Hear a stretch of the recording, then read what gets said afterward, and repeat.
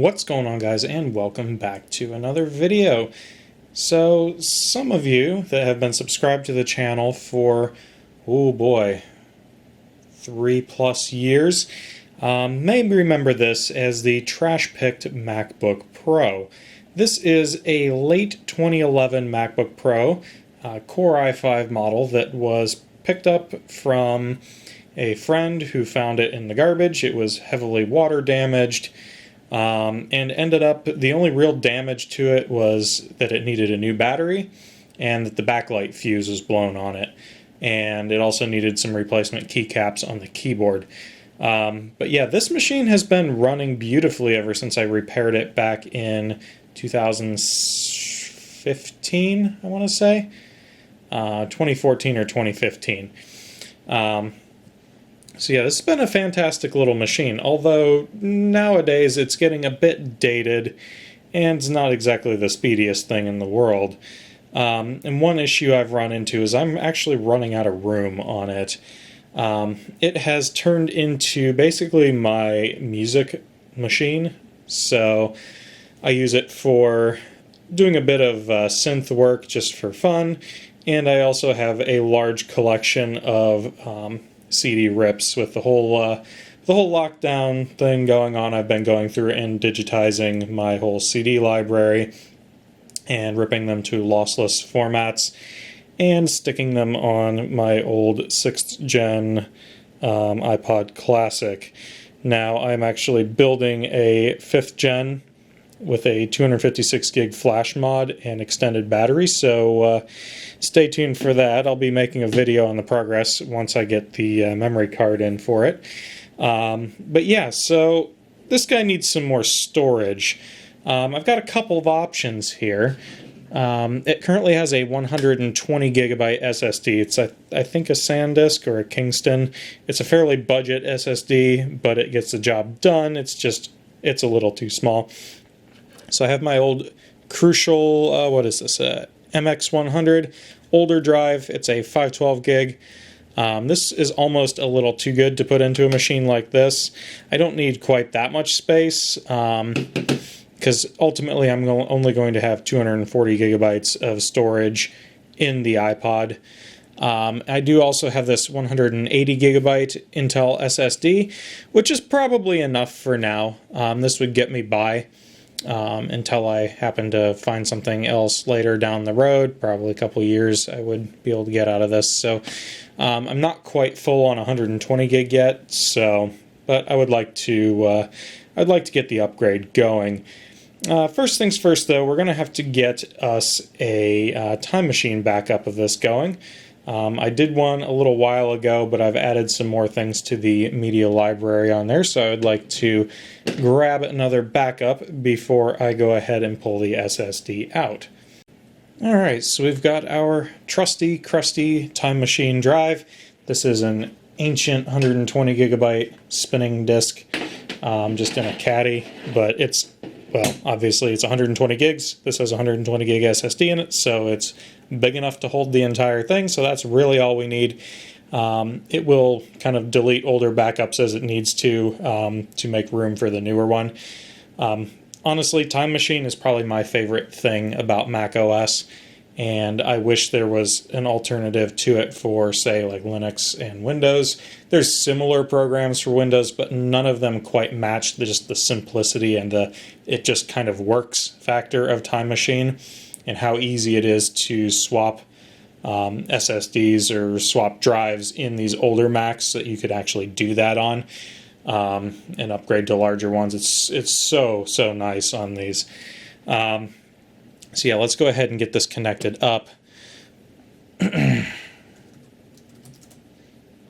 And plug her in.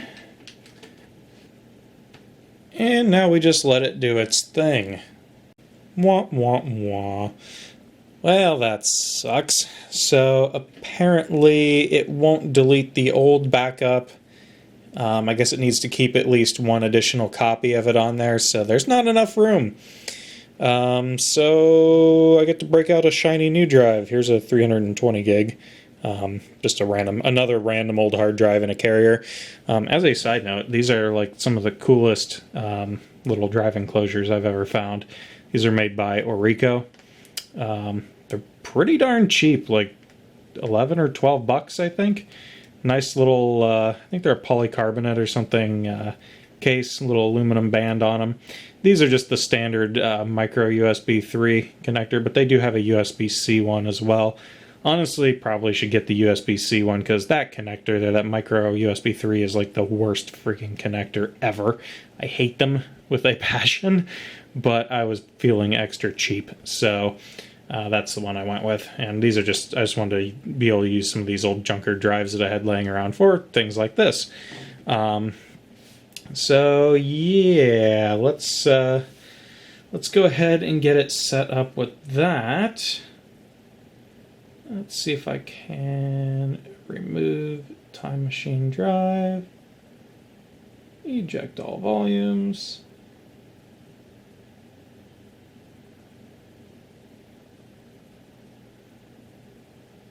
Maybe someday. And let's get that out of there.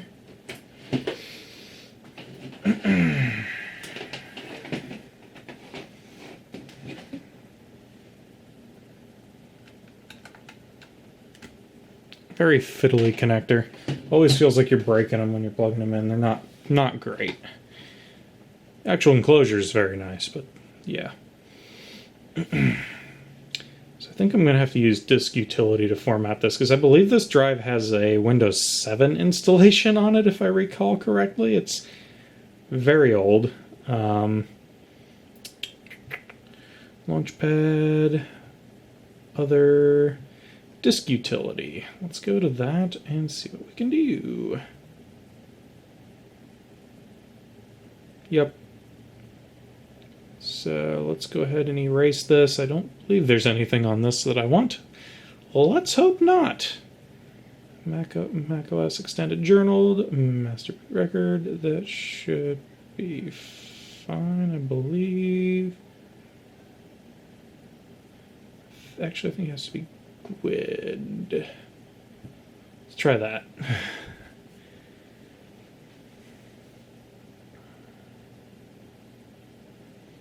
Fingers crossed this works.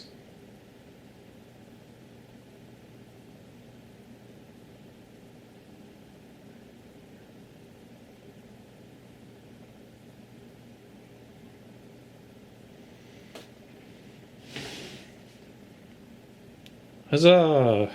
It has finished. Alright, let's go back in the Time Machine here, select a new disk, Untitled, use disk.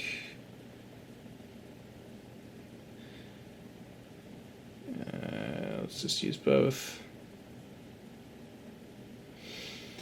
And then we gotta wait for this to copy roughly 100 gigabytes to this drive over USB 2. Which is not going to be very fun. I'll see you in roughly 2 millennium. Well, that took absolutely forever. But it is complete now, so let's get her torn apart and see if one of these two SSDs is going to fit the role well enough. I'm still torn between whether I want to use 180 gig or the 500 gig. I just have a hard time justifying putting a 500 gig SSD in this old of a machine. So let's flip her over and get the bunch of screws out of the bottom of it and crack her open. First things first, we gotta get this lovely customized case off of here. Somehow. Should just unclip. Yep, there it goes. This machine's not in the best of condition. Got a little dent there and some fairly nasty scratches, but it's not too bad.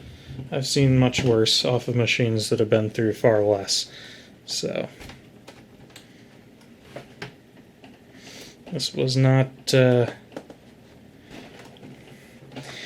well taken care of laptop prior to me getting it.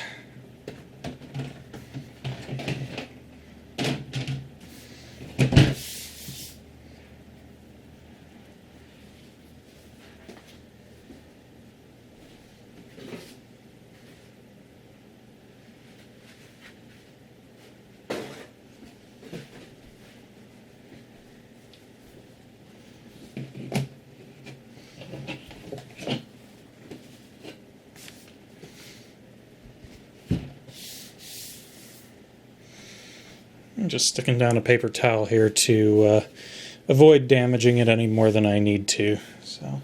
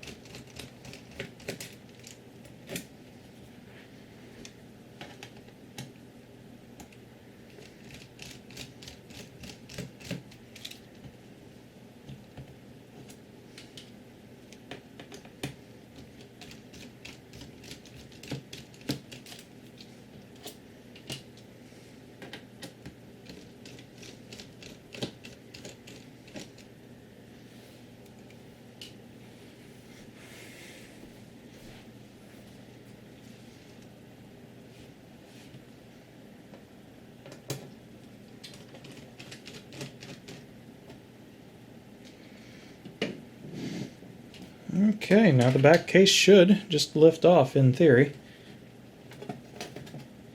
Yep, it's as easy as I remember. You can see some of the water damage that was done to this machine. There's just a lot of like corrosion and stuff on a lot of these aluminum pieces on the inside, but none of it really affects anything, so that is fine. There's really not much in the way of dirt in here. Still looks fairly clean. I could probably use a little bit of a dusting, but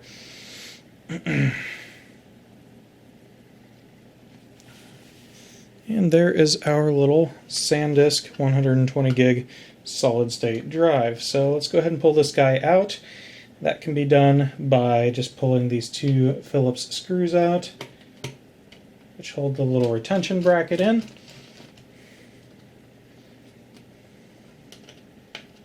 They actually stay captive to the retention bracket, which is nice so you don't lose them. And then the drive should just lift on out of here. Gotta be careful not to damage this cable. We can pop that out. And then we have these four little screws on the edge of the drive that I need to pull out. I think we're going to go with the 180 gig drive. So again, I have a hard time justifying putting a 512 gig SSD into a machine that is approaching a decade old at this point.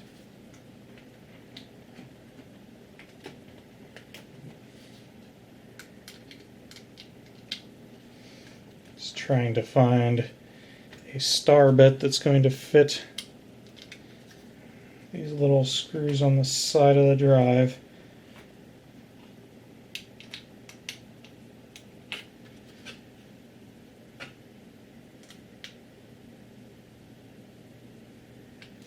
Appears to be a T7.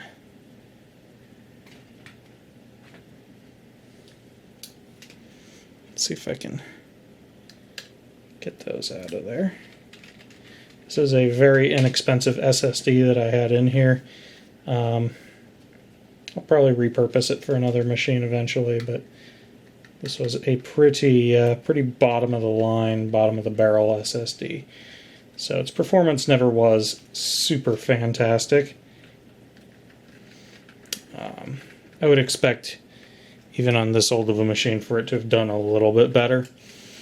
It's I think they're a second gen Core i5 in these. They really are still a fairly capable processor. They're only a dual core chip, but paired with Mac OS and as streamlined as it is, they do okay.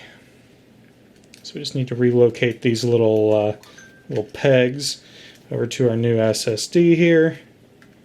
I'll tighten them down just a little bit so they don't come out.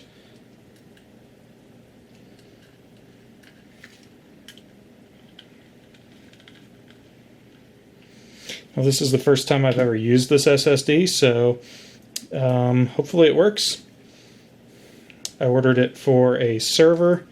I was going to use it in one of my new R610, well, quote-unquote new to me R610 servers, but I wound up finding a different SSD, a cheaper one for the role that worked well enough, and I was going to save this for something a little bit better. So, alrighty, there we have it. Let's go ahead and plug her back in. And then we'll insert those two little pegs into the respective spots down there. And I think that looks mighty fine. I may have also chose this one because, you know, you can see the Intel logo and stuff on it. I think it looks pretty nice in there. Not like you'd ever actually be able to see it, but hey, looks cool for the video anyway. Yeah, it looks nice. As I set the machine down on a screw and scratch the living crap out of the lid. That's great. Let's avoid doing that anymore.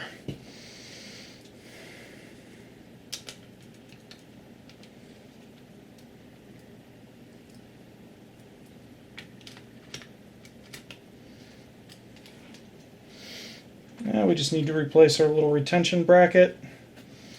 Should be fairly straightforward. And we'll put the lid back on.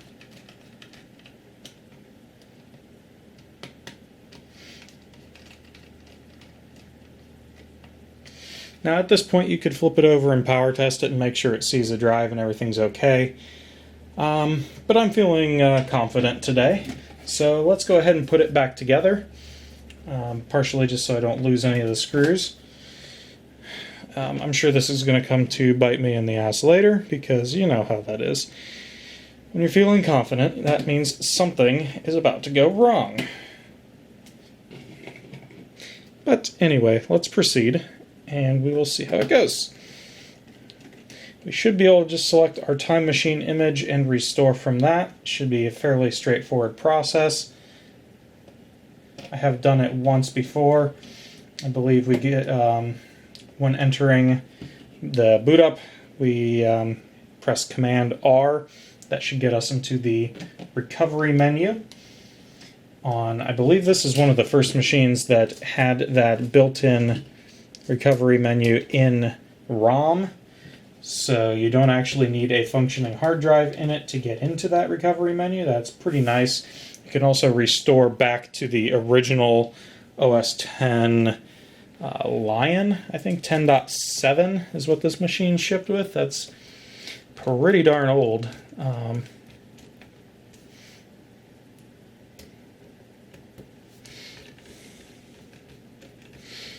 So yeah, you can flash it back to the factory image if you want from that menu. It'll download it over the internet from Apple's servers, assuming they still provide that image out there.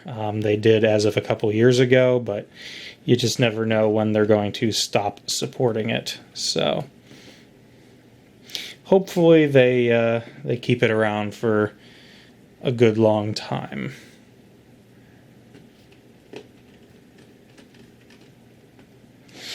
Okay, and there she is, all back together. Put all my screwdriver bits back away here so I don't lose any. And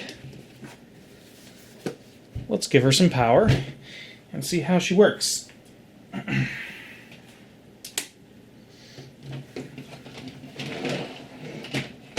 Plug our time machine drive back in.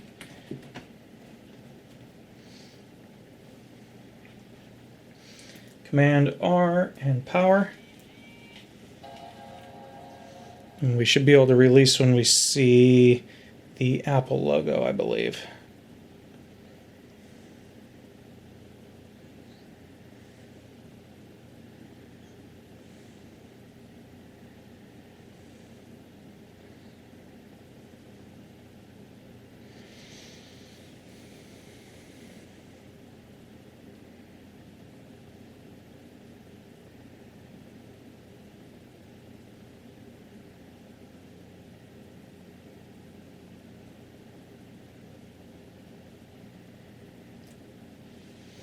There we go. Wasn't an Apple logo, it's the little spinning globe. That's correct. Now this does take quite a while to load up, as I recall, so I will see you when it is done. And we're in. So first things first, let's go ahead and hop on into disk utility, and we're going to partition this new disk. Make sure it sees it first. Yep, so we see the 180 gig Intel SSD. So let's create a new partition.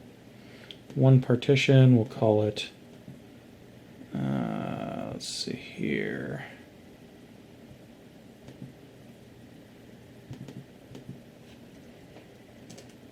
OS.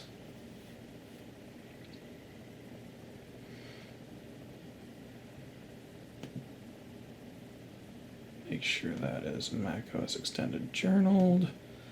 Apply, partition. Let's go ahead and do it, let it do its thing. And I think that has worked. So close that and then restore from Time Machine backup. Continue. Continue, select our drive that we made our backup on earlier, and there's our backup, and there's our destination disk that we just created, our destination partition with 167.4 gigabytes free, and restore. And now we wait one additional eternity. And we are back a couple of days later with a new change of scenery on the desk, but it was a smashing success. So we now have 96.04 gigabytes of free space. So that is a huge improvement. I should be able to fit my entire media library on there, at least music library, without any issue. And now I can carry on without worrying about filling it up anytime soon. So anyway, guys, these are basically the easiest machines in the world to upgrade storage on, that being any Mac that supports a standard SATA storage device. So I believe up to like the 2013 model. So yeah, these are fantastic for that. And when it comes to backup software, Time Machine is one of the easiest to use pieces of software I have ever used in my life, and it's integrated in with the OS, and it just works so easily. It's fantastic. So yeah, I really wish it was this simple on modern Macs. Unfortunately, the hardware of them makes it a little bit more complicated, or well, in some cases impossible if you take into account the T2 chip and the whole, storage being soldered to the main board type thing that they're doing now. Yeah, that's not so great. But these older machines, super easy to upgrade. Anyway, I hope you enjoyed the video. Hopefully this was useful for somebody out there. And yeah, I'm going to keep on using this old 2011 Mac. Until next time, guys, take it easy.